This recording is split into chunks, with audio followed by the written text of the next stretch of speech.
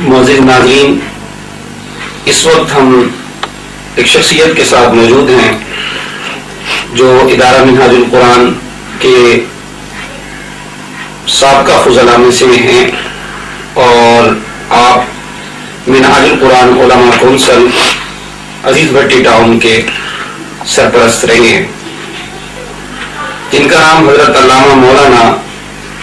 محمد ممتاز نقشبندی صاحب ہے۔ پچھلے دنوں آپ نے ادارہ منہاج القرآن علماء کونسل کی سرپرستی سے استعفیٰ دیا، تو آج ہم ان کے پاس حاضر ہوئے تھے کہ ناظرین اس بات کو جاننا چاہتے ہیں کہ آپ نے علماء کونسل سے استعفیٰ کیوں دیا ہے۔ جی بسم اللہ الرحمن الرحیم۔ سب سے پہلے تو میں اس شرعی مجبوری کا ذکر کرنا چاہوں گا کہ جو شرعی مجبوری ہماری علماء کونسل کی تمام باڈی جو ہے عزیز بھٹی ٹاؤن کی، ان کے اجتماعی استعفے کا ذریعہ بنی ہے۔ وہ مجبوری یہ ہے کہ ایک حدیث پاک میں سرکار نے فرمایا لا یؤمن احدکم حتی اکون احب الیہ من والدہ وولدہ والناس اجمعین، اور کما قال علیہ السلام، کہ تمہارا ایمان کامل نہیں ہو سکتا جب تک تم مجھ سے اپنے والدین سے بڑھ کر، اولاد سے بڑھ کر اور تمام انسانوں سے بڑھ کر محبت نہ کرو۔ ایک حدیث پاک میں مفہوم تو یہ ہے کہ اپنی جان سے بھی بڑھ کر محبت نہ کرو۔ تو جس ہستی کا حق اپنی جان سے بھی زیادہ ہو اور ان سے محبت کرنا عین ایمان ہو، تو پھر جب اس معاملے میں انسان کلیئر نہ ہو تو ظاہر ہے اس کا ایک فطری تقاضا ہے، بشری تقاضا ہے کہ وہ پریشان ہو جاتا ہے۔ تو ہماری ادارہ منہاج القرآن سے وابستگی جو ہے وہ محض اس بنیاد پہ تھی کہ صاحب قادری صاحب نے جو اپنے اس نئے موقف سے پہلے سرکار دو عالم نور مجسم حضور علیہ السلام کی شان، ادب اور احترام کے حوالے سے جو تحریری اور تقریری خدمات انجام دیے وہ اب بھی ریکارڈ میں موجود ہیں، اور ہم ان کی ہر اسٹیج پہ وکالت کرتے رہے، اپنا سازہ جھٹیاں کھاتے رہے، بےعزتیاں برداشت کرتے رہے، صرف اس لیے کہ قادری صاحب ایک بہت بڑی خوبی یہ ہے کہ عاشق رسول ہے، اور انہوں نے ادب رسالت مآب سلم کا درس بہت عام کیا ہے اور بڑے مہذب انداز سے اور مدلل انداز سے اس کو عام کیا ہے، اور ہم سمجھتے تھے کہ وہ ہمارے مسلک کے عالمی مبلغ ہیں اور عالمی سفیر ہیں۔ مگر بدقسمتی سے ہوا یہ، جب انہوں نے اپنی ہی تحریروں اور اپنی ہی تقریروں سے انحراف کرتے ہوئے ایک نئی تعریف گھاڑ لی تو ہمیں بہت دکھ ہوا، اور جو چیز ان سے وجہ محبت تھی وہی چیز ان سے نفرت کا موجب بن گئی۔ یعنی کہاں غازی ملت ممتاز حسین قادری کا کردار اور کہاں گورنر اس سلمان تاثیر کا کردار، تو بظاہر دو شخصیات ہیں، ایک ملک ممتاز حسین قادری ہے، ایک گورنر تاثیر ہے،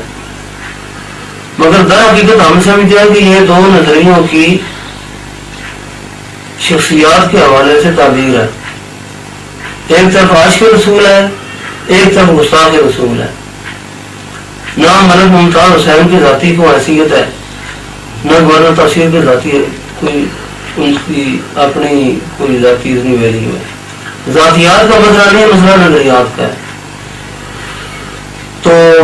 اگر صحابہ کرام کی سیرت کو پڑھا جائے، جس کے حوالے جا بجا صاحب قادری صاحب نے اپنی اس کتاب تحفظ علم رسالت میں بھی دیے ہیں، اور ہمیں حیرت ہو رہی ہے کہ انہوں نے یہ نیا بیان دینے سے پہلے اگر اپنی تقریروں اور تحریروں کو ہی دیکھا ہوتا کہ میری نئی تاریخ جو ہے وہ میری اتنی بڑی علمی خدمات کو نفی کر دے گی، کہ شاید وہ یہ کوشش نہ کرتے یا کم از کم اس معاملے میں خاموشی اختیار کرتے کہ جذباتی معاملہ ہے، ایک طرف مذہبی طبقہ ہے، ایک طرف گنہگاروں کا طبقہ ہے، اور بیچ میں بڑا نازک اور حساس مسئلہ ہے وہ شان رسالت محمد صلی اللہ علیہ وسلم کا ہے، جس پر میری تقریریں ہیں اور میری خدمات ہیں اور میری تحریریں موجود ہیں۔ یا پھر کم از کم یہ کرتے کہ اپنی نئی تعریف میں اور پرانی تحریروں میں تطبیق کر کے پھر اس بندے کو واضح کرتے، مگر جب انہوں نے یکسر انعراف کیا تو ہمارے پاس پوری ٹیم کے پاس اس کے سوا چارہ نہیں تھا کہ ہم اس سے ان کے پلیٹ فارم سے مستعفی ہو جاتے ہیں۔ ہماری واقعہ یہ ہے کہ میں تو ان دونوں میں حج پہ تھا، تو میری عدم موجودگی میں میری پوری ٹیم نے میری طرف سے بھی اپنی طرف سے بھی استعفیٰ بھیج دیا۔ جب میں نے پوچھا تو انہوں نے کہا کہ آپ کو پتا ہونا چاہیے کہ ہمارا ان سے وابستگی کا جو سلسلہ تھا وہ صرف ادب رسالت محمد صلی اللہ علیہ وسلم پر تھا، اور ہم ان کی ہر غلطی کو نمائندگی کرتے رہے، وکالت کرتے رہے علماء کے سامنے، کہ کوئی بات نہیں، یہ معمولی مسائل ہیں، سر سے بنیادی مسئلہ حضور کی محبت کا ہے۔ جب اس معاملے میں ہی انہوں نے ایک ایسا یو ٹرن لیا کہ وہاں اب گنجائش ہی نہیں رہی ان کے ساتھ چلنے کی، تو ہم نے استعفیٰ دے دیا، آپ کی طرف سے بھی اور اپنی طرف سے بھی۔ میں نے کہا ٹھیک ہے۔ اس کے بعد میں نے ذرا اپنی تسلی کے لیے جو نیا موقف سامنے آیا اس کو بھی سامنے رکھا، اور جو ان کا انٹرویو تھا اس کو بھی انٹرنیٹ پہ سنا۔ پہلے مجھے یقین نہیں آ رہا تھا کہ ہو سکتا ہے بعض لوگوں کی غلط فہمیاں ہوں۔ پھر میں نے اثر نور، یہ ان کی کتاب ہے تفسیر منہاج القرآن سورہ بقرہ، اس میں آیت نمبر 104 سورہ بقرہ اس کے تحت لکھتے ہیں صفحہ نمبر 79 پر، شان رسالت مآب صلی اللہ علیہ وسلم میں معمولی سی لفظی گستاخی بھی کفر ہے۔ اور پھر آگے اس کی مزید وضاحت میں صفحہ نمبر 81 پہ لکھتے ہیں، جن کلمات کا استعمال مختلف معانی میں ہوتا ہو، یعنی وہ ایسے ذو معنی لفظ ہو کہ ان میں اچھے مفہوم کے علاوہ برا مفہوم بھی معلوم اور متعارف ہو، ان کا استعمال بھی صریح گستاخی ہوگا۔ اس کے علاوہ اسی صفحہ 81 پر انہوں نے حضرت ابن عباس رضی اللہ عنہ کے سے روایت نقل کی ہے کہ جو شخص اس آیت کے نزول کے بعد یہ لفظ حضور علیہ السلام کے حق میں بولے، مسلمانوں کو اس کی گردن اڑا دینے کا اذن عام دے دیا گیا ہے۔ یعنی یہاں کسی عدالت کو درمیان میں لانے کی بات نہیں کی گئی کہ وہ مقدمہ عدالت میں لے کر جائے اور عدالت فیصلہ کرے تو پھر ہی اس گستاخ رسول پر سزا واقع ہوگی، بلکہ اذن عام دے دیا گیا ہے کہ کوئی بھی مسلمان جہاں کہیں بھی کسی گستاخ رسول کو گستاخی کرتا پائے اس کو قتل کر دے۔ اور اس کی مزید وضاحت انہوں نے اپنی کتاب تحفظ ناموس رسالت نامی کتاب میں صفحہ نمبر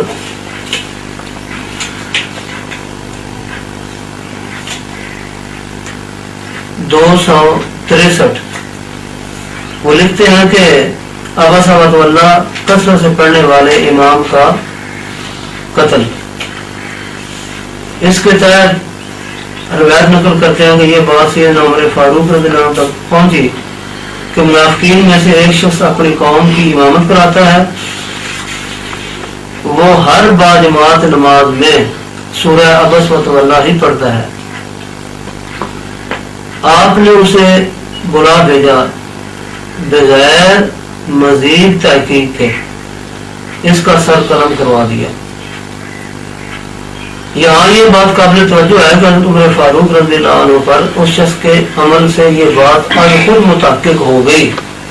اور آپ کو یقین کامل حاصل ہو گیا کہ اسی صورت کو مداومت اور ہمیشگی سے پڑھنے کا سبب اور علت در پردہ بے ادبی و گستاخی رسول صلی اللہ علیہ وسلم ہے۔ علاوہ ازیں کچھ اور علامات بھی گستاخانہ رسول کی آپ کے پیش نظر تھی۔ اس کے ساتھ ہی حضور نبی کریم صلی اللہ علیہ وسلم کے ساتھ اس کے بغض و عناد، حسد و کینہ کی کیفیات بھی اس کے گستاخ رسول ہونے پر واضح دلالت کر رہی تھی۔ یہ بات لائق توجہ ہے کہ اس شخص نے زبان سے قولاً یا فعلاً، اشارتاً یا کنایتاً، کسی بھی صورت میں شان رسالت محمد صلی اللہ علیہ وسلم میں تنقیص اور تاکید پر مشتمل کوئی کلمہ زبان سے آپ کے سامنے نہیں کہا، بلکہ محض اس کے عمل اور مستقل معمول سے امر واقعہ آپ پر متفق ہوا کہ اس کے دل میں گستاخی رسول پہ نہ ہے، یا یہ ان لوگوں میں سے ہے جن کا اشارہ حضور نبی کریم صلی اللہ علیہ وسلم نے فرمایا۔ سو کسی مزید تحقیق و تفتیش اور صفائی کا موقع دیے بغیر کہ کس نیت سے تم پڑھتے ہو، کس سے نہیں، نیت کے اعتبارات کو ترک کرتے ہوئے تفصیلات میں جائے بغیر بے ادبی اور گستاخی رسول کے جرم پر اس کا سر قلم کر دیا۔